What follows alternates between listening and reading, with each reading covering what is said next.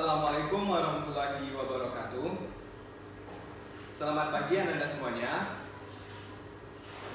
Apa kabar hari ini? Alhamdulillah baik ya. Anda semuanya udah pada sarapan belum?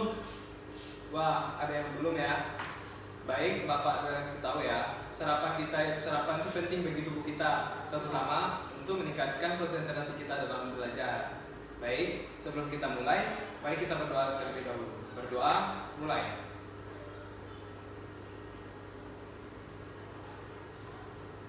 Berdoa, selesai. Baik, Ananda, Bapak mau ambil absen terlebih dahulu ya. Bagi nama yang terpanggil, silakan acungkan tangan dan bilang hadir. Anggun Mayangsari, hadir ya.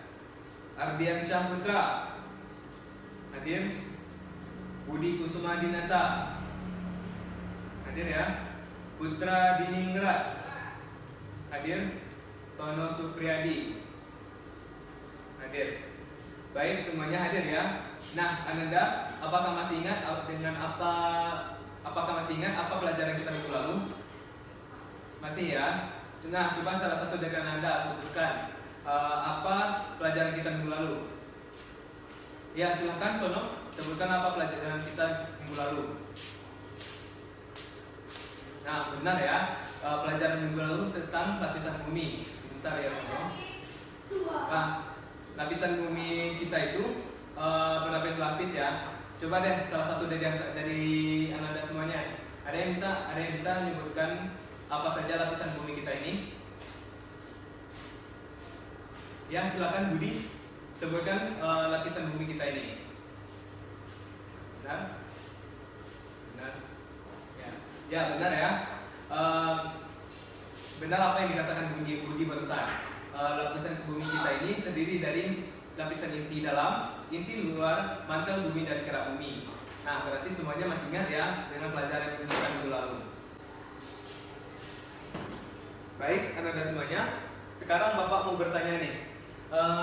Ananda semuanya pernah merasakan gempa tidak? Sudah pernah ya. Berapa kekuatan gempa yang pernah Ananda rasakan? 6,5 skala Richter.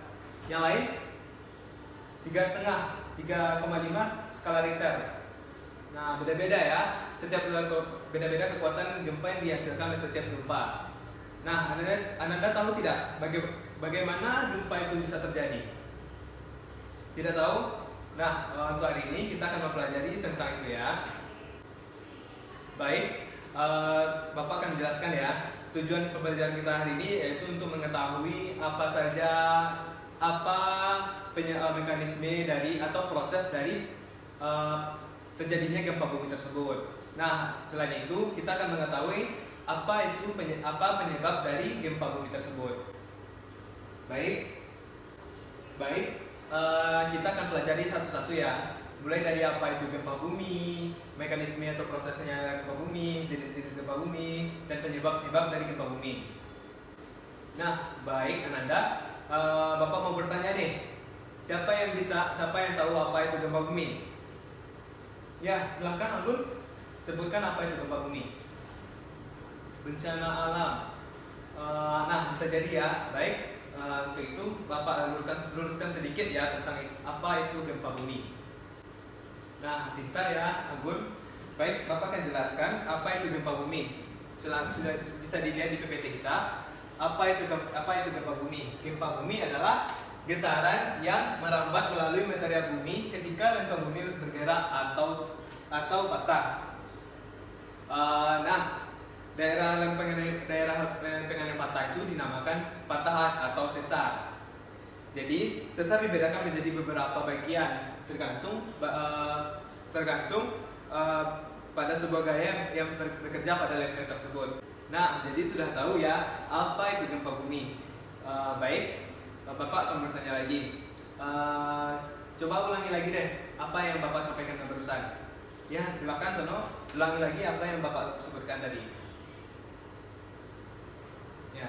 Ya, benar ya Tono.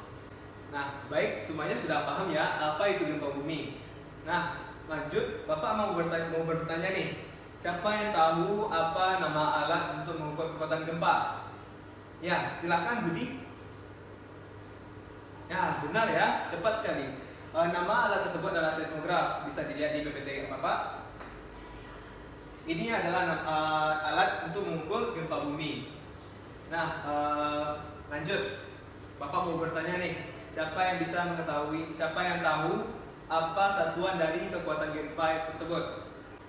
Ya, coba Putra, silahkan sebutkan apa satuan dari kekuatan gempa. Ya, tepat ya. Satuan dari kekuatan gempa itu adalah skala Richter. Oke, lanjut ya. Sekarang Bapak mau bertanya nih, ada yang tahu tidak apa saja jenis-jenis dari gempa bumi? Ya, silakan Abu. Sebutkan apa saja jenis-jenis gempa bumi. Gempa vulkanik, gempa tektonik. Ya, benar ya. Jenis-jenis gempa tersebut ada dua jenis berdasarkan, yang pertama itu adalah berdasarkan penyebabnya dan kedua berdasarkan kedalamannya. Bisa dilihat di PPT Bapak. Ini yang pertama itu adalah gempa vulkanik. Yang berdasarkan penyebabnya adalah pertama gempa vulkanik, gempa tektonik, dan gempa yang disebabkan oleh reruntuhan. Yang kedua adalah berdasarkan kedalamannya. Yang pertama gempa bumi dalam, gempa bumi menengah, dan gempa bumi dangkal. Baik, Bapak jelaskan satu-satu ya. Untuk lebih jelasnya silakan simak berikut ini. Baik, yang pertama itu adalah gempa yang berdasarkan penyebabnya, yaitu gempa pertama itu gempa vulkanik. Nah, Anda semuanya, gempa vulkanik tersebut disebabkan oleh adanya getaran yang ditimbulkan oleh letusan dari gunung berapi. Selanjutnya, gempa tektonik. Gempa tektonik adalah gempa yang disebabkan oleh patahan lempeng yang terjadi di bawah permukaan bumi. Yang selanjutnya adalah gempa yang disebabkan oleh reruntuhan. Gempa yang disebabkan reruntuhan ya seperti gempa yang ditimbulkan karena adanya reruntuhan yang terjadi di atas permukaan bumi. Nah, baik, sebelumnya Bapak mau bertanya nih tentang gempa tektonik. Ada yang tahu tidak seperti apa contoh dari gempa tektonik? Ya, silahkan Tono, sebutkan apa contoh dari gempa tektonik. Gempa yang terjadi di Padang tahun 2009. Ya, benar ya. Gempa terjadi di Padang tersebut adalah merupakan contoh dari gempa tektonik. Selain itu, contohnya adalah gempa Aceh tahun 2004. Baik, Bapak akan menjelaskan selanjutnya ya berdasarkan kedalamannya. Yang pertama itu adalah gempa bumi dalam. Nah, gempa bumi dalam ini gempa yang terjadi atau pusat gempanya atau disebut juga dengan hipocentrum. Hipocentrum ini letaknya di bawah 300 km dari permukaan bumi. Selanjutnya itu gempa bumi menengah. Gempa bumi menengah ini terjadi antara 60 sampai 300 km di bawah permukaan bumi. Ini akan menyebabkan getarannya juga cukup terasa di permukaan bumi. Selanjutnya yaitu gempa bumi dangkal. Gempa bumi dangkal ini terjadi atau hipocentrumnya berada di atas 60 km di bawah permukaan bumi. Nah, gempa bumi dangkal ini adalah gempa yang sangat menimbulkan kerusakan yang besar di permukaan bumi kita ini. Seperti contohnya tadi yang disebut oleh Tono tadi ya, itu gempa yang terjadi di Padang tahun 2009 dan juga gempa yang terjadi di Aceh tahun 2004. Oke, lanjut ya. Selanjutnya Bapak akan menjelaskan tentang mekanisme terjadinya gempa bumi. Nah, yang pertama itu adalah mekanisme gempa bumi yang disebabkan berdasarkan penyebabnya.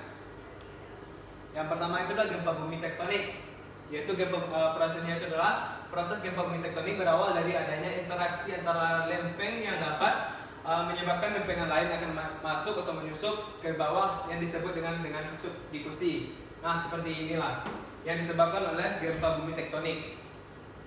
Oke, lanjut ya. Selanjutnya adalah gempa bumi vulkanik, yaitu erupsi gunung biasanya diawali dengan getaran atau gesekan antara magma dan penduduk bumi yang akhirnya menimbulkan gempa. Nah, gempa bumi vulkanik ini yang ditimbulkan oleh pergerakan magma yang ada di sini. Nanti pergerakan ini akan menimbulkan gempa yang akan dirasakan di permukaan bumi. Nah, Baik, Ananda sudah jelas ya. Nah, Bapak mau kasih informasi ini. Kalau gempa bumi vulkanik ini terjadi di bawah permukaan laut, maka akan terjadi tsunami. Nah, tsunami ini akan kita pelajari nanti di minggu selanjutnya. Nah, baik Ananda semuanya. Ada yang tahu tidak apa manfaat kita mempelajari materi ini pada pagi hari ini? Ya, silakan Tono sebutkan apa manfaat kita mempelajari materi ini. Ya, tepat ya, benar ya. Apa yang dikatakan oleh Tono tadi, manfaatnya adalah untuk agar kita tahu bagaimana mekanisme gempa bumi tersebut. Nah, untuk selain dari itu, manfaatnya adalah agar kita lebih waspada terhadap bencana alam yang terjadi di bumi kita ini.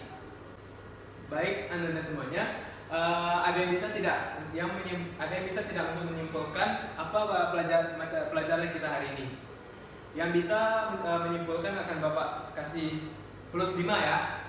Nah, silakan Anggun, simpulkan apa pelajaran kita hari ini.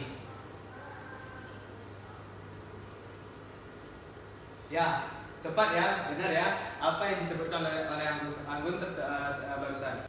Nah, benar ya apa yang dikatakan oleh Anggun tadi. Baik, Bapak akan jelaskan lagi ya. Apa kesimpulan kita pelajaran kita pada hari ini?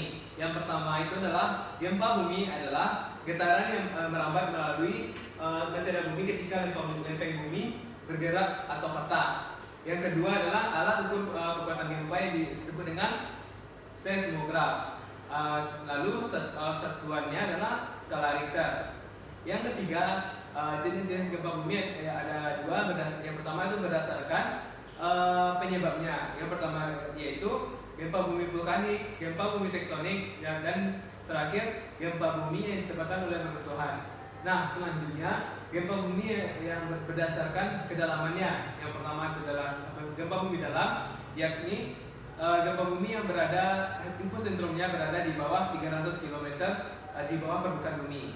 Nah, yang kedua gempa bumi menengah, yaitu gempa bumi yang hiposentrumnya berkisar 60 km sampai 300 km di bawah permukaan bumi. Nah, yang terakhir adalah gempa bumi yang kedalamannya itu dangkal, yaitu dia berada di atas 60 km di bawah permukaan bumi. Nah, Anda semuanya, Bapak harap Anda semuanya bisa paham ya dan mengerti apa materi kita pada pagi hari ini. Nah, sebelum Bapak tutup, Bapak mau kasih tugas nih. Silakan Anda kerjakan tugas halaman 98 sampai 99 bagian A ya. Nanti dikumpul di minggu selanjutnya. Baik, untuk materi minggu depan silakan Anda baca tentang gunung berapi dan penyebabnya ya. Baik, untuk hari ini sampai di sini dulu materi kita. Bapak sudahi. Assalamualaikum warahmatullahi wabarakatuh.